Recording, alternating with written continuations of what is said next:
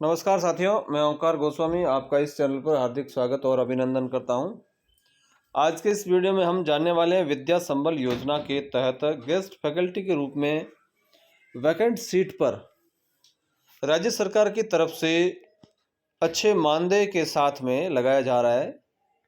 उससे संबंधित निदेशक महोदय का जो आदेश है 17 अक्टूबर का, जो कि समस्त जिला शिक्षा अधिकारियों, माध्यमिक और प्रारंभिक के साथ साथ में हेडक्वार्टर डीओज को लिखा गया है और समस्त संस्था प्रधान, जिसमें राजकीय उच्च माध्यमिक विद्यालय, महात्मा गांधी राजकीय अंग्रेजी विद्यालय और राजकीय अंग्रेजी माध्यम उच्च माध्यमिक विद्यालय के जो समस्त विद्यालय है जहां पर पोस्ट वैकेंट है, उन सभी के लिए यह आदेश जारी किया गया है। इसका विषय रखा गया है विद्या संबल योजना के तहत गेस्ट फैकल्टी शिक्षकों को रिक्त पदों पर लगाए जाने के संबंध में दिशा निर्देश। जैसा कि आप जानते हैं कि पिछले वीडियो में हमने विद्या संबल योजना के बारे में राज्य सरकार के आदेश की चर्चा की थी। इस आदेश में बात वही की गई है विद्या संबल योजना के बारे में, लेकिन यह आदेश उन संस्था प्रधानों के नाम है और उन डीओज के नाम है जहां पर पोस्ट वैकेंट है और उस पोस्ट पर अब ऐसे अभ्यर्थियों को लगाना है जो योग्य है। तो इसमें जो संस्था प्रधान है उनकी और डीओज की क्या भूमिका रहेगी, इस पर मुख्य बात हम इस वीडियो में करेंगे। वित्त विभाग के परिपत्र क्रमांक ये और दिनांक 30 मार्च 21 के क्रम में राज्य के समस्त राजकीय विद्यालयों एवं महात्मा गांधी राजकीय अंग्रेजी माध्यम विद्यालयों और राजकीय अन्य अंग्रेजी माध्यम विद्यालयों में रिक्त पदों पर विद्या संबल योजना के तहत स्पष्ट रिक्त पदों पर गेस्ट फैकल्टी लगाए जाने हेतु निर्देशानुसार दिशा निर्देश जारी किए गए हैं। यहाँ पर एक बात की गई है कि स्पष्ट रिक्त पदों पर, एक इस बात पर हम बात करने वाले हैं और एक दूसरी है अंग्रेजी माध्यम विद्यालयों में। कहाँ पर? जो महात्मा गांधी विद्यालय है या फिर मॉडल स्कूल्स है वहाँ पर। तो इसमें पहली बात यह है कि राजकीय विद्यालय जितने भी हैं, चाहे अंग्रेजी माध्यम के हैं चाहे हिंदी माध्यम के हैं, सभी में जहाँ पर सीट वैकेंट है और वहाँ पर आप आवेदन कर सकते हैं। तो फिर यहाँ पर एक बात आई है कि स्पष्ट रिक्त पदों पर, स्पष्ट रिक्त पदों पर जो बात कही गई है वह कही गई है उन अंग्रेजी माध्यम के विद्यालयों यथा महात्मा गांधी राजकीय अंग्रेजी माध्यम विद्यालय जो अभी नवीन खुले हैं और वहाँ पर जो चयन है वो इंटरव्यू के माध्यम से किए जाते हैं। इंटरव्यू के माध्यम से जो चयन किए जाते हैं उसके पश्चात वहाँ पर पदों को भरा जाता है, लेकिन उसके बावजूद भी काफ़ी पद रिक्त रह जाते हैं। तो ऐसे विद्यालय जो नवीन विद्यालय के रूप में अभी खुले हैं लेकिन वहाँ पर अभी इंटरव्यू हो नहीं हुए हैं, तो वे विद्यालय जहाँ पर पोस्ट वैकेंट होने के बावजूद भी सीट वैकेंट या कहें कि स्पष्ट रिक्त पद नहीं माना जाएगा। तो ऐसे विद्यालय, ऐसे महात्मा गांधी राजकीय अंग्रेजी विद्यालय जहाँ पर पहले एक बार उस पोस्ट के लिए इंटरव्यू हो चुका है लेकिन अध्यापकों के कम रुझान के कारण या अन्य कारणों से वह पोस्ट यदि नहीं भरी गई है तो ही वह स्पष्ट रिक्त पद माना जाएगा। तो ये दोनों बातें स्पष्ट कर दी है। पहली बात अंग्रेजी और अंग्रेजी माध्यम के विद्यालय और सरकारी विद्यालय जो हिंदी माध्यम के, उन सभी के लिए वैकेंट है। ये मैं स्पष्ट इसलिए कर रहा हूँ क्योंकि पिछले वीडियोस में जब हमने बात की थी तो उस समय काफ़ी कमेंट्स ऐसे आ रहे थे कि अंग्रेजी माध्यम के विद्यालय में क्या ये पॉसिबिलिटी है। तो हालांकि उस वीडियो में मैंने स्पष्ट ये भी बता दिया था कि अंग्रेजी माध्यम में पॉसिबिलिटी है, लेकिन वहाँ पर जो पढ़ाने वाले के जो पोस्ट वैकेंट है, वो जो पढ़ा रहा है, जो कैंडिडेट अभी उस पद के लिए आवेदन करेगा, उस अभ्यर्थी के लिए आवश्यक यह है कि वह स्वयं है वो अंग्रेजी माध्यम में पढ़ा हुआ होना चाहिए। तो यह शर्त इसके लिए रखी गई है। अब हम बात करते हैं उन पदों पर जिनकी जो सीटें वैकेंट है उनकी क्या योग्यताएं हैं, योग्यताओं और अर्हताओं के बारे में बात करते हैं। सबसे पहले व्याख्याता विभिन्न विषयों से संबंधित है और इसमें एमए बीएड चाहिए होता है। एमए बीएड या एमएससी बीएड या एमकॉम बीएड, जो भी आप जिस पद के लिए करते हैं, जिसके लिए योग्यता मिनिमम योग्यता राज्य सरकार की तरफ से जो सेवा नियम 2021 के अनुसार नियत की गई है वही रहेगी। आपके पास वही योग्यता होनी चाहिए और आपकी आयु है वो भी 2000 सेवा नियम 2021 के अनुरूप होनी चाहिए। वरिष्ठ अध्यापक के लिए बीए बीएड या बीएससी बीएड या बीकॉम बीएड चाहिए होता है और इसमें भी सेवा नियम 2021 के अनुसार विभिन्न विषयों के पदों पर जो रिक्त हैं उन पर आप आवेदन कर सकते हैं।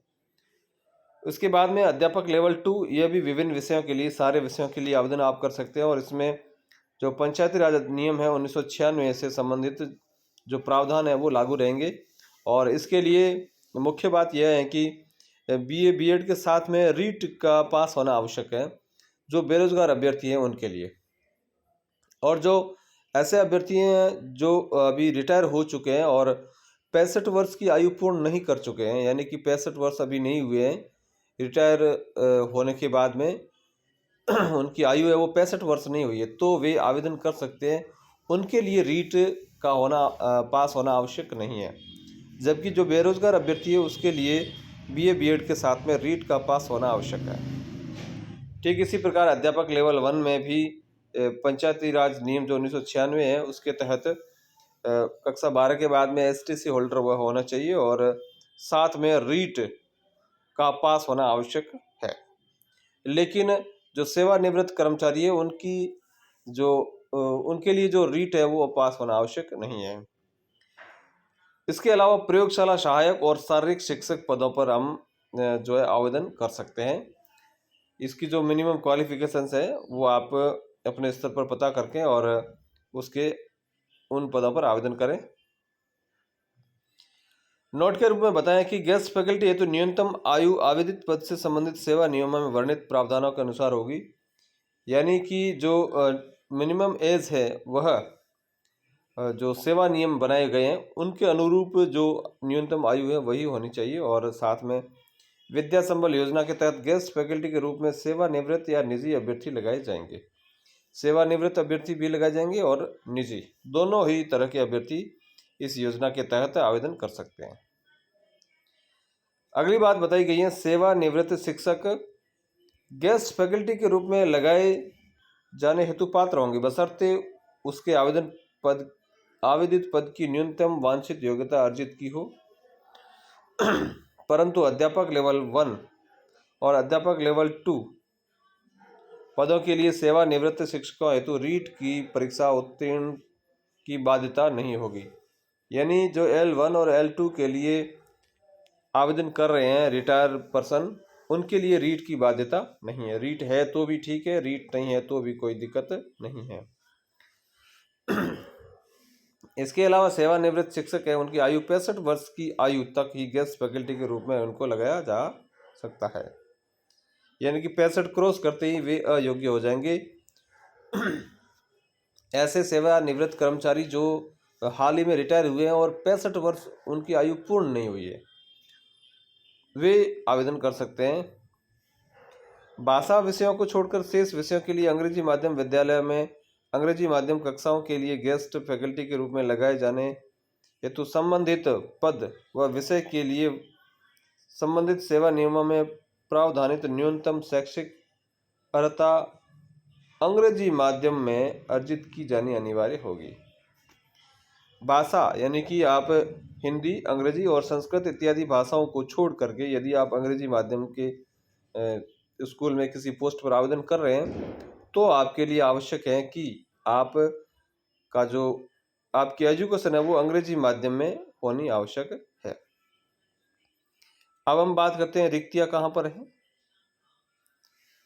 सबसे पहले विद्या संबल योजना के अंतर्गत गेस्ट फैकल्टी के रूप में विद्यालयों में स्वीकृत किंतु स्पष्ट रिक्त पद पर ही लगाया जाएगा। ये दोनों बातें मैंने स्पष्ट कर ली हैं। गेस्ट फैकल्टी में राजकीय जो गवर्नमेंट स्कूल है वहाँ पर और महात्मा गांधी स्कूल है वहाँ पर लगाया जाएगा। और महात्मा गांधी में जो स्पष्ट रिक्त पद हैं यानी कि जहाँ पर अभी तक इंटरव्यू नहीं हुए, इंटरव्यू एक बार हो चुके हैं और उसके बावजूद पोस्ट है वो वैकेंट है। विद्या संबल योजना के तहत अल्प भाषा उर्दू, पंजाबी, सिंधी, गुजराती के रिक्त पदों को भी सम्मिलित किया जाना है। तो ये पद भी सम्मिलित किए गए हैं, उर्दू, पंजाबी, सिंधी और गुजराती। अंग्रेजी माध्यम विद्यालय में अंग्रेजी माध्यम कक्षाओं के लिए भाषा विषयों के अतिरिक्त विषयों के पदों पर विभाग में पहले से कार्यरत शिक्षकों को साक्षात्कार प्रक्रिया से प्रथमतः लगाया जाएगा। अंग्रेजी माध्यम में जो अंग्रेजी माध्यम की कक्षाओं के लिए भाषा विषयों के अतिरिक्त जो शेष विषय होते हैं, उन विषयों के पदों पर जो विभाग में पहले से कार्यरत शिक्षक हैं उनको साक्षात्कार के माध्यम से लगाया जाता है। कम से कम एक बार साक्षात्कार प्रक्रिया हो जाने के पश्चात भरे नहीं जा सके पदों को स्पष्ट रिक्ति के रूप में चिन्हित किया जाएगा। यानी कि उन पदों के लिए एक बार इंटरव्यू हो चुके हैं, उसके बावजूद वो पद भरे नहीं है तो वह स्पष्ट रिक्त पद माना जाएगा। जिन पदों के लिए साक्षात्कार प्रक्रिया पूर्ण नहीं हुई है उन्हें अंग्रेजी माध्यम विद्यालय में अंग्रेजी माध्यम कक्षाओं हेतु गेस्ट फैकल्टी लगाए जाने हेतु रिक्ति के रूप में सम्मिलित नहीं किया जाएगा। यानी कि जहाँ पर अभी तक जो नए स्कूल खुले हैं महात्मा गांधी, वहाँ पर इंटरव्यू एक बार भी नहीं हुआ है, वो वैकेंट सीट में नहीं आएंगे। इसके बाद में आवेदन पत्र आमंत्रित करना। संबंधित प्राचार्य उच्च माध्यमिक विद्यालय को अपने विद्यालय तथा प्राथमिक उच्च प्राथमिक विद्यालयों के लिए संबंधित पीओ विद्या संबल योजना के तहत गेस्ट फैकल्टी लगाए जाने वाले स्पष्ट रिक्त पदों का चयनीकरण कर पदवार विषयवार विद्यालय पीओ विद्यालय के नोटिस बोर्ड, स्थानीय सार्वजनिक स्थलों, जिला शिक्षा अधिकारी मुख्यालय, माध्यमिक प्रारंभिक कार्यालय एवं विभागीय वेबसाइट पर किया जाकर निर्धारित प्रारूप में पात्र व्यक्तियों के आवेदन पत्र आमंत्रित करेंगे। उच्च माध्यमिक विद्यालय के लिए प्रिंसिपल को देना है आवेदन, और यदि आप प्राथमिक विद्यालय के लिए, उच्च प्राथमिक विद्यालय के लिए आवेदन कर रहे हैं या माध्यमिक विद्यालय के लिए आप आवेदन कर रहे हैं तो फिर उस विद्यालय के जो संबंधित पीओ है उस पीओ को आपको विद्या संबल योजना के तहत आवेदन करना होगा। ये जो पीओज हैं ये अपने स्तर पर जो है पदों जो रिक्त पद है उनका जो नोटिस बोर्ड पर है वो चस्पा करेंगे, स्थानीय स्तर पर रिक्त पदों की सूचना चस्पा करेंगे, डीओज भी अपने स्तर पर सूचना प्रकाशित करेंगे और जो विभागीय वेबसाइट है वहाँ पर भी इसे प्रकाशित किया जाएगा कि अमुक पोस्टें वो रिक्त हैं, आपके आवेदन आमंत्रित हैं। अब हम बात करते हैं आवेदन पत्रों की जांच एवं वरीयता सूची का निर्माण किस प्रकार होगा। आवेदन पत्रों की जांच एवं वरीयता सूची का निर्माण पूर्ण पारदर्शी तरीके से किया जाए, इस हेतु विद्यालय स्तर पर एक 3 सदस्यीय समिति का गठन निम्नानुसार किया जाएगा। विद्यालय स्तर पर की हम बात करें, विद्यालय स्तर में जो पीओ या फिर कहें कि जो प्राचार्य होता है या पीओ होता है वह उसका अध्यक्ष होगा उस समिति का, और यदि वहाँ पर पीओ या फिर कहें कि वहाँ का जो प्राचार्य है उसकी पोस्ट वैकेंट है तो फिर जो कार्यवाहक प्राचार्य है वही पीओ माना जाता है, वह अध्यक्ष होगा। इसके अलावा विद्यालय के 2 वरिष्ठतम व्याख्याता जो होंगे, यदि व्याख्याता वहाँ पर कार्यरत नहीं है तो वरिष्ठ अध्यापक कोई 2 है जो वरिष्ठ है इस प्राचार्य या पीओ की पोस्ट के बाद में, वे सदस्य माने जाएंगे। यानी कि कुल 3 सदस्य हैं, पीओ और वरिष्ठतम 2 व्याख्याता या वरिष्ठ अध्यापक, वो इस कमेटी के सदस्य होंगे जो आवेदन पत्रों की जांच करेंगे और वरीयता सूची का निर्माण करेंगे। वरिष्ठ शिक्षक यदि विद्यालय में कार्यरत नहीं है तो संबंधित ब्लॉक के मुख्य ब्लॉक शिक्षा अधिकारी ब्लॉक के किसी अन्य विद्यालय के 1 या 2 यथा आवश्यकता वरिष्ठ व्याख्याता को इस कार्य हेतु सदस्य नियुक्त करेंगे।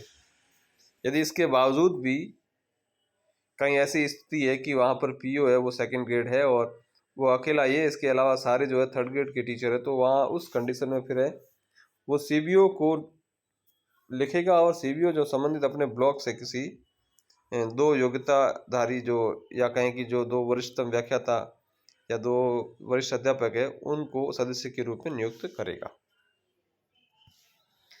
अब है समिति के दायित्व। जो ये समिति 3 सदस्यीय समिति बनाई गई, इसके दायित्व क्या है। पहला है प्राप्त आवेदन पत्रों के आधार पर पदवार व विषयवार आवेदकों की सूची तैयार कर विद्यालय की सूचना पट पर प्रकाशित करेंगे। कमेटी का पहला काम यही है कि कौन सी पोस्टें वैकेंट है उसकी सूची तैयार करेंगे और सूचना पट पर प्रकाशित करेंगे। दूसरा दायित्व है आवेदन पत्रों की जांच कर पात्र अपात्र आवेदकों की सूची पदवार विषयवार तैयार कर विद्यालय के नोटिस बोर्ड पर प्रकाशित करना। दूसरी बात है जितने भी आवेदन आएंगे उन आवेदन पत्रों में जो जिस पोस्ट के लिए आवेदन किया गया है क्या वे अभ्यर्थी उसके लिए पात्र है या नहीं है, ये जांच करेंगे और जांच के पश्चात जो सूची बनाएंगे और सूची है वो नोटिस बोर्ड पर चस्पा करेंगे। इसके अलावा जो तीसरी बात है वो है पदवार व विषयवार पात्र अभ्यर्थियों की वरीयता सूची तैयार कर विद्यालय के नोटिस बोर्ड पर प्रकाशित करना। इसके बाद में वे एक और काम करेंगे कि जो पोस्ट है उस एक पोस्ट मान लेते हैं स्कूल लेक्चरर हिंदी की पोस्ट है, उस पोस्ट के लिए कितने आवेदन आए हैं उसकी सूची हर विषयवार की जो सूची है वो अलग से बना करके वो नोटिस बोर्ड पर चस्पा की जाएगी कि अमुक पद के लिए इन आवेदकों ने आवेदन पत्र किया है। ये सूची है वो हर रिक्त पद की जो आवेदक है उनकी सूची है वो नोटिस बोर्ड पर चस्पा की जाएगी इस कमेटी के द्वारा। अगला दायित्व है वरीयता सूची में पात्र अभ्यर्थियों की वरीयता निर्धारण उनके आवेदित पद के लिए संबंधित सेवा नियमों में वांछित न्यूनतम योग्यता के प्राप्तांकों के 75% व वांछित न्यूनतम प्रशैक्षणिक योग्यता के प्राप्तांकों के 25% अंक भारों के योग के आधार पर किया जाएगा। अब यह कमेटी यह भी निर्धारित करेगी कि वरीयता क्रम किस प्रकार हो। वरीयता क्रम किस प्रकार हो यह तो राज्य सरकार ने बता दिया है, लेकिन वरीयता सूची है वो इनको तैयार करनी है। तो उस समय यह बात ध्यान रखनी है कि जिस पोस्ट के लिए जो न्यूनतम जो योग्यता चाहिए शैक्षणिक योग्यता, जैसे हम स्कूल लेक्चरर की बात करें तो उसके लिए शैक्षणिक योग्यता है वो एमए चाहिए, तो एमए के जो प्राप्तांक है उसका 75% और प्रशैक्षणिक योग्यता है उसके लिए जैसे स्कूल लेक्चरर के लिए बीएड चाहिए तो उस बीएड में जितने प्राप्तांक है उसका 25%। इस तरह से दोनों को मिला करके एक वरीयता सूची तैयार की जाएगी 75 और 25 के रेशो में, जो शैक्षणिक योग्यता और प्रशैक्षणिक योग्यता के बारे में स्पष्ट किया गया है। तो इस तरह की जो सूची है वो वरीयता क्रम के आधार पर तैयार कर दी जाएगी इस कमेटी के द्वारा। अगला दायित्व है प्राप्तांक समान होने की स्थिति में अधिक आयु के अभ्यर्थी को कम आयु के अभ्यर्थी से वरीयता क्रम ऊपर रखा जाएगा। यदि ऐसी स्थिति उत्पन्न हो जाए कि दो अभ्यर्थियों के प्राप्तांक है वो समान हैं, ऐसी स्थिति में जिसकी उम्र ज़्यादा है उसको पहले नंबर पर रखा जाएगा और जिसकी उम्र कम है उसको बाद में वरीयता दी जाएगी। अगला दायित्व है पदवार व विषयवार तैयार की गई वरीयता सूचियों में से सर्वोच्च वरीयता वाले अभ्यर्थियों के नाम विद्या संबल योजना के तहत गेस्ट फैकल्टी के रूप में लगाए जाने हेतु उक्त समिति अपनी अनुशंसा प्राचार्य या पीओ को करेगी। तो ये कमेटी है वो सबसे ज़्यादा जो वरीयता क्रम में सर्वोच्च स्थान पर कौन है उसका जो नाम है उसकी जो है वो डिमांड या कहें कि अनुशंसा है वो करेगी पीओ को कि अमुक व्यक्ति को आप लगा सकते हैं विद्या संबल योजना के तहत। ये थे 3 सदस्यीय कमेटी के दायित्व। अब हम बात करते हैं प्राचार्य या पीओ के क्या कार्य होते हैं, वह क्या करेगा। पहला है राजकीय उच्च माध्यमिक विद्यालयों के लिए विद्यालय के प्राचार्य और प्राथमिक उच्च प्राथमिक विद्यालयों के लिए संबंधित पीओ द्वारा रिक्तियों की पहचान व प्रकाशन करना। दूसरा है चयन समिति की अनुशंसा के आधार पर चयनित अभ्यर्थियों के मूल दस्तावेजों की जांच कर उन्हें विद्या संबल योजना के तहत गेस्ट फैकल्टी के रूप में पूर्णतः अस्थायी तौर पर लगाए जाने एवं 7 दिवस में कार्य प्रारंभ करने के लिए पत्र जारी करना।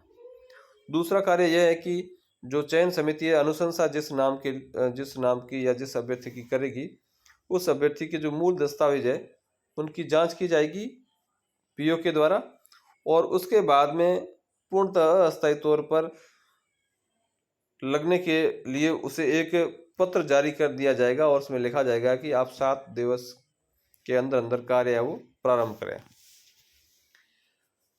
तीसरा कार्य है पीओ का गेस्ट फैकल्टी के कार्य प्रारंभ करने से पूर्व निर्धारित प्रारूप में प्राचार्य या पीओ को शपथ पत्र मूल ही प्रस्तुत करेंगे।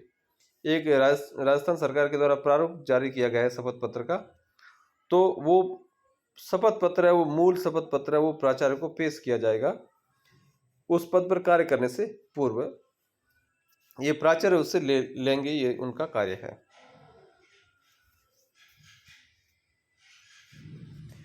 अगली बात है, गेस्ट फैकल्टी के कार्यों की समुचित मॉनिटरिंग की व्यवस्था कर उसे संतोषजनक कार्य सत्यापन के आधार पर मानदेय भुगतान की कार्रवाई करना और रिक्त पद भर जाने पर उक्त व्यवस्था को स्वतः समाप्त कर देना। जैसे ही रिक्त पोस्ट है वो किसी परमानेंट जो व्यक्ति के द्वारा भर दी जाती है, कर्मचारी के द्वारा भर दी जाती है, तो फिर वह जो व्यवस्था है विद्या संबल योजना की, वह स्वतः समाप्त कर दे मानी जाएगी। यदि कार्य असंतोषजनक हो तो उक्त व्यवस्था को स्वतः समाप्त कर देगा। ये पीओ का कार्य है। और विद्या संबल योजना के अंतर्गत गेस्ट फैकल्टी के रूप में 65 वर्ष की अधिकतम आयु सीमा के सेवानिवृत्त शिक्षक निजी अभ्यर्थी पात्र होंगे। यानी कि अधिकतम उम्र है वो 65 वर्ष है, चाहे सेवानिवृत्त हो या निजी अभ्यर्थी। 65 वर्ष से यदि कोई बड़ा है और योग्यता रखता है तो उसे नहीं लगाया जाएगा। अब हम बात करते हैं टाइम टेबल की कि क्या टाइम टेबल रहेगा इस योजना का। और पहला है, 1 नवंबर से जो है विज्ञप्तियां और रिक्तियों का प्रकाशन होना प्रारंभ हो जाएगा। नोटिस बोर्ड पर चस्पा कर दिए जाएंगे पीओ के द्वारा और डीओ के द्वारा। 2 नवंबर से 4 नवंबर तक विद्यालय समय में ही आवेदन किया जा सकता है विद्यालय में। फिर 5 नवंबर को प्राप्त आवेदनों की सूची है वो प्रकाशित कर दी जाएगी उस पीओ के द्वारा उस स्कूल में। और फिर दिनांक 7 नवंबर को पात्रता की जांच की जाएगी और वरीयता सूची है अस्थायी तौर पर जारी की जाएगी। फिर 9 नवंबर को आपत्तियां मांगी जाएगी। जो कैंडिडेट्स जिन्होंने आवेदन किया है उनको यदि कोई आपत्ति है तो आपत्ति के लिए आवेदन कर सकते हैं। 10 नवंबर को अंतिम वरीयता सूची है वो स्थायी रूप से जारी कर दी जाएगी कि यह सूची है वो फाइनल है। और 11 नवंबर को मूल दस्तावेजों की जांच की जाएगी पीओ के द्वारा। 12 नवंबर को आदेश जारी कर दिया जाएगा कि आप आकर के कार्य ग्रहण करें 7 दिवस के अंदर। और 19 नवंबर कार्य ग्रहण करने की जो है वो अंतिम तिथि है। इस तरह से 19 तारीख से पहले यानी कि 12 तारीख को उसका आदेश जारी हो जाएगा और 19 तारीख तक उसे जारी करना है। अब कंडीशन ये है कि यदि उसने 19 तारीख तक ज्वाइन नहीं किया तो फिर वरीयता में जो दूसरे नंबर पर जो कैंडिडेट है उसे पत्र भेजा जाएगा कि आप आकर के ज्वाइन करें। अब हम बात करते हैं मानदेय क्या मिलेगा विद्या संबल योजना के तहत। विद्या संबल योजना के तहत जो L1 और L2 में के पद पर जो लगेंगे उनके लिए प्रति घंटा 300 रुपये मानदेय निर्धारित किया गया है। इनको कक्षा 1 से 8 तक पढ़ाना है और यहाँ पर प्रति घंटे का जो को माना गया है 60 मिनट, यानी कि 60 मिनट जो पढ़ाएगा उसको 300 रुपये मिलेंगे। इसी प्रकार यदि वो 2 पीरियड लेता है तो 600 रुपये दिन के बन जाते हैं। ज़्यादा लेता है तो उस प्रकार से, लेकिन अधिकतम जो मानदेय है उन्हें 21,000 ही दिया जाएगा। 300 रुपये 1 घंटे के और 21,000 रुपये अधिकतम L1 और L2 के लिए। इसी प्रकार वरिष्ठ अध्यापक जो कि कक्षा 9 और 10 को पढ़ाता है इसके लिए जो 350 रुपये प्रति घंटा का मानदेय रखा है और अधिकतम इसे हैं वो 25,000 रुपये दे होंगे। और लेक्चरर की बात करें तो 11वीं और 12वीं में पढ़ाएगा, इसका जो मानदेय है वो 400 रुपये है और अधिकतम जो मानदेय है वो 30,000 रुपये ही रखा गया है। इसी प्रकार प्रयोगशाला सहायक को 300 रुपये प्रति घंटा, 21,000 रुपये अधिकतम, और शारीरिक शिक्षक को भी 300 रुपये प्रति घंटा, 21,000 रुपये प्रति अधिकतम जो है मासिक मानदेय दिया जा सकता है। अन्य शर्तों में बताया गया है कि चयनित अभ्यर्थी को गेस्ट फैकल्टी के पद पर लगाए जाने हेतु दिए गए प्रस्ताव पर 7 दिवस में सहमति प्रदान करनी होगी तथा प्राचार्य या पीओ द्वारा नियत किए गए दिनांक व समय पर वे कार्य करने आएंगे। 7 दिवस के अंदर ज्वाइनिंग करना है और उसके बाद में प्राचार्य या पीओ जो उसे कार्य देगा, जिस समय देगा, उसे उसी समय आना पड़ेगा। अगली बात है, निर्धारित अंतिम तिथि तक सहमति नहीं दिए जाने और पूर्व में आमंत्रित किए गए गेस्ट फैकल्टी को हटाए जाने से रिक्त हुए पद पर वरीयता सूची के अग्रिम क्रमांक के अभ्यर्थियों को गेस्ट फैकल्टी के रूप में लगाया जा सकेगा।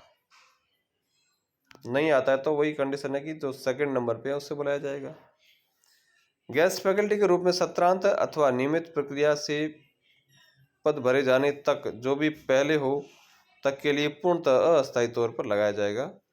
अस्थायी तौर पर लगाया जाएगा और यदि पर पद है वो भर जाता है तो उसे हटा दिया जाएगा, या फिर सत्रांत तक यानी कि अप्रैल हम मान सकते हैं।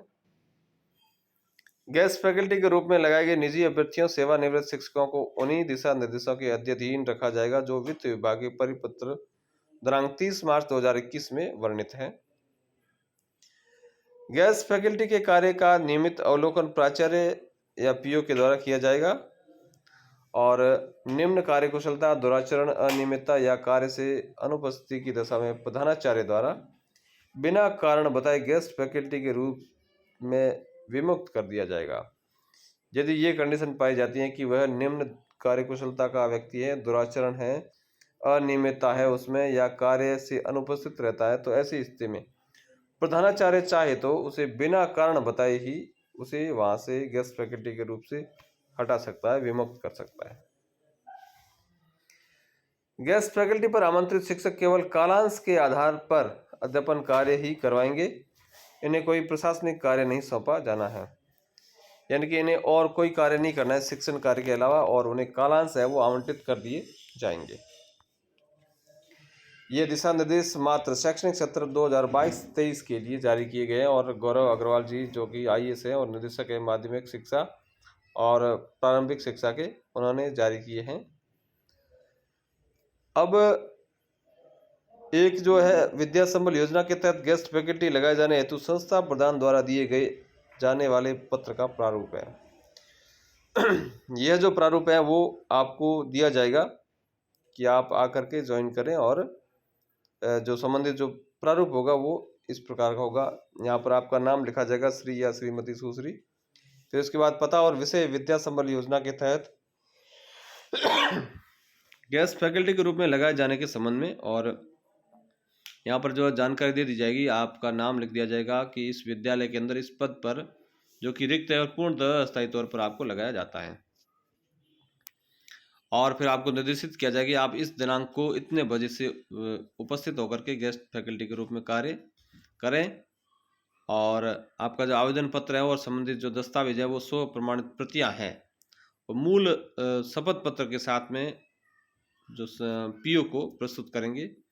दस्तावेज सत्यापन के लिए वो मूल दस्तावेज साथ में लेकर के आएंगे,